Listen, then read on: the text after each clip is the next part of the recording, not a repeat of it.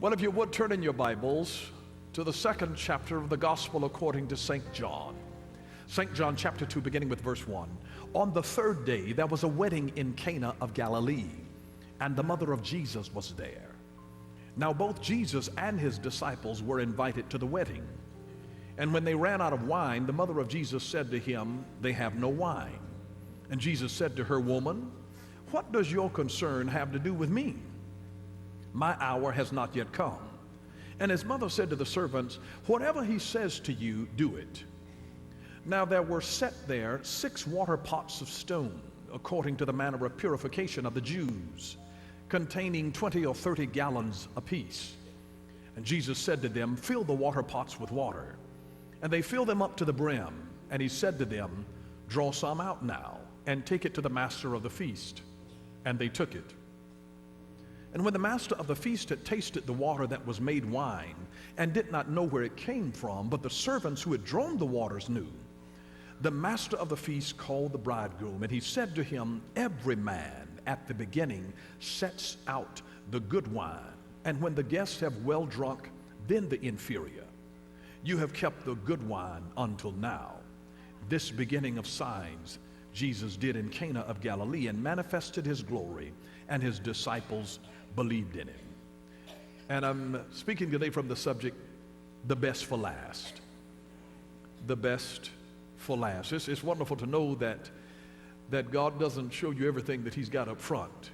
He saves the best for last. That's good news to me, to know that God would save the best for last.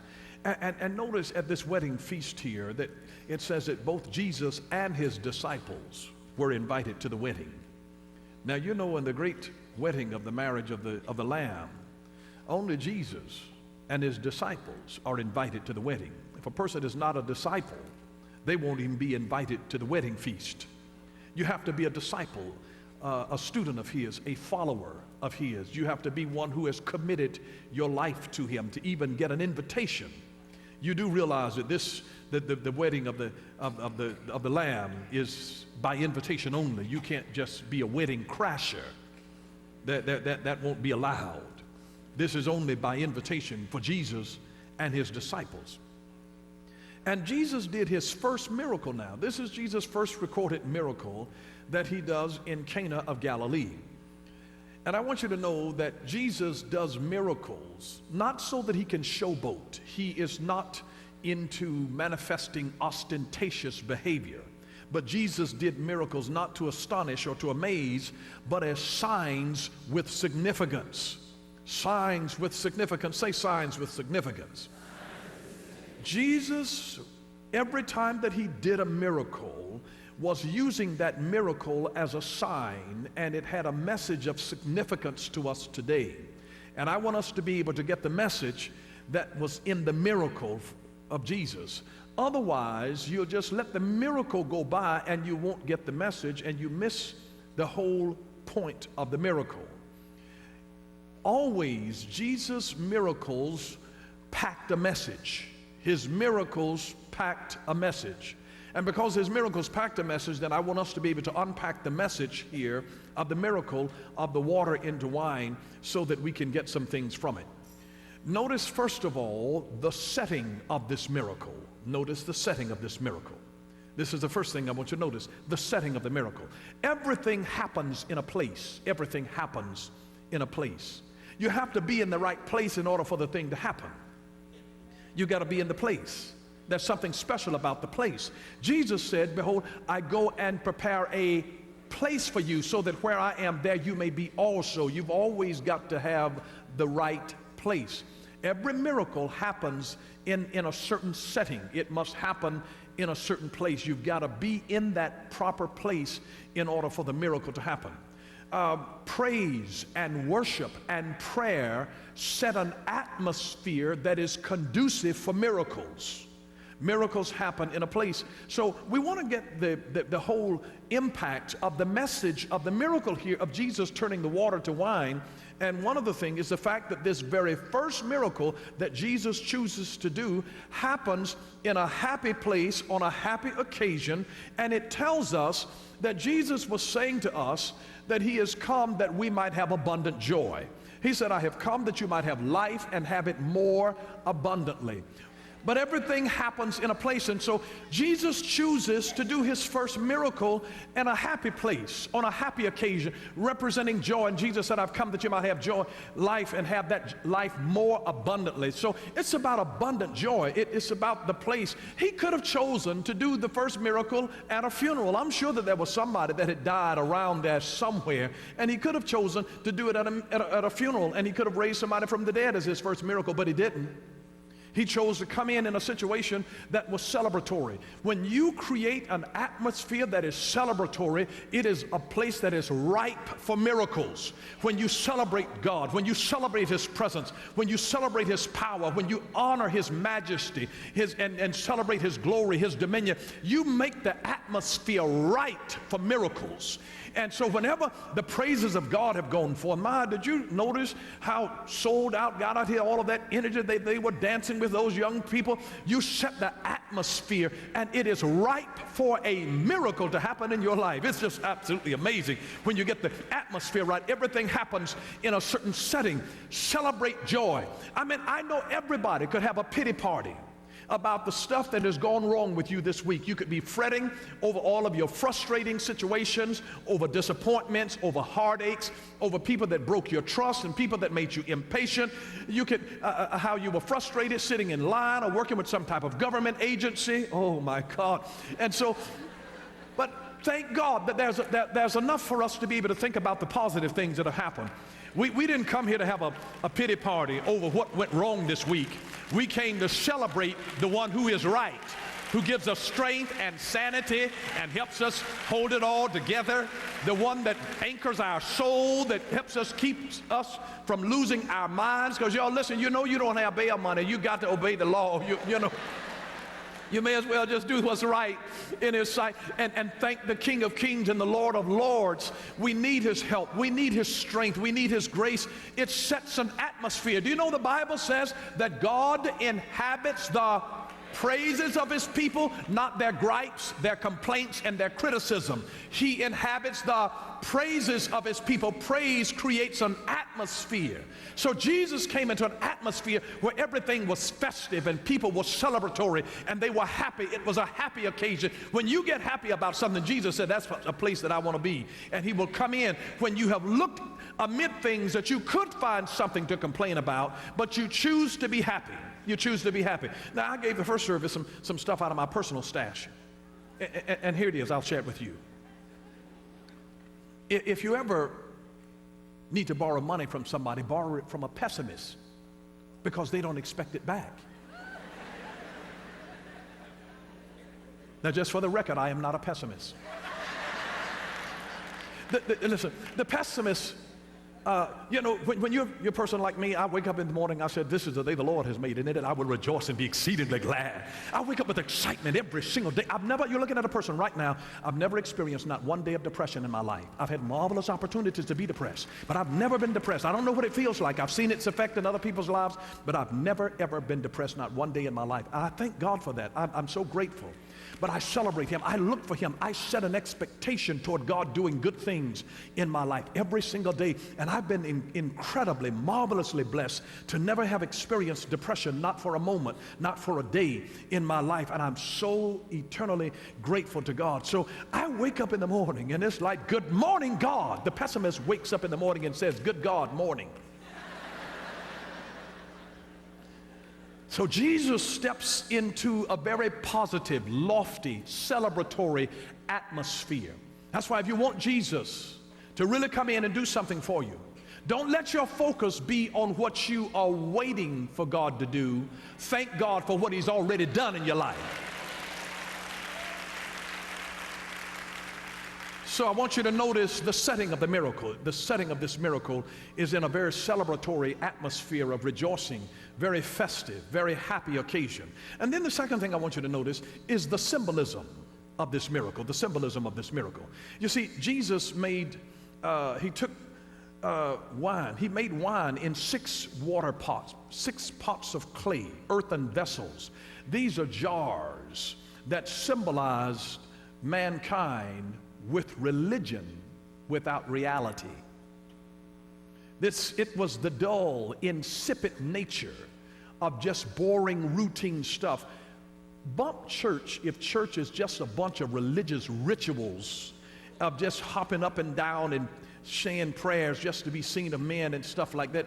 You can have that. Excuse me. I have better things to do. I'd rather go out to the beach. I want a living, viable relationship with Jesus Christ. I don't want something that's just boring and bland, like water in a barrel. I want some flavor in my water. And so Jesus takes these 6 water pots, these 6 earthen, big, huge clay pots, earthen. They speak of mankind. And mankind, we're primarily water. You see, the water that's in it is the dullness of religion without relationship. But you see, Christianity is not a religion. Christianity is a relationship with Jesus Christ. So we come into a viable relationship where there is joy, and he's the bridegroom and we are the bride. And so there's a huge difference there. But the 6 water pots speaks of mankind. You do know that 6 is the number of man, because man was created on the 6th day of the week, not the 4th day, not the 3rd day, not the 5th day. Man was created on the 6th day. The 6th book of the Bible is a book, the first one that was named after man: Genesis, Exodus, Leviticus, Numbers, Deuteronomy, Joshua. 6th book of the Bible. Man, we know that 6 is the number of man because man grows to be approximately 6 feet tall. When he dies, he's carried by 6 pallbearers and he's buried 6 feet under, because 6 is the number of man. And so he takes 6 water pots and then he begins to speak words to it. When Jesus speaks to mankind, he brings flavor to your water. And so he's talking about the symbolism of the miracle. You have to understand that this was not just talking about a pot of water. It was talking about you and me, and how dry and boring and dull and insipid and colorless our lives are until we have had something spoken to us and had a transformation on the inside of us. And so this is a symbolism. And so you have to see yourself as this water pot of something that desperately needs something from him. So there's the symbolism of the miracle. And then the third thing here is to look at the secret of this miracle. Look at the secret of it. Look at the secret of it. Not only the setting of the miracle, not only the symbolism of the miracle, not only the secret of the miracle. Notice, Jesus bid his servants to obey. He bid the servants to obey. And whenever we offer him our instant, glad, and full obedience, it is for our good, it's for others' gladness, and it is for God's glory. My good, others' gladness, God's glory. You got it? When God does something in your life, let's just say if you needed a miracle in your body for healing. When God heals you, then your healing comes, it's for your good, but it's for the gladness of others, of family members and friends that have to help take care of you. They're glad that you got the help.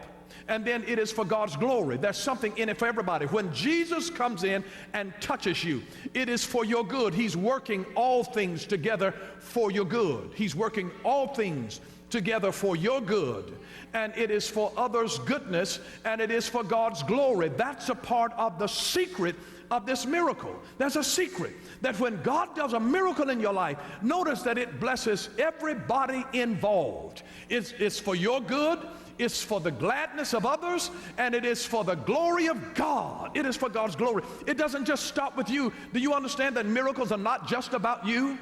And I don't know, but I'm just here to tell you that as a prophetic individual, I can divinely tell you that we have just shifted into a season of miracles. I don't know how to explain that to you, but all that I can tell you is that we are in a season of miracles.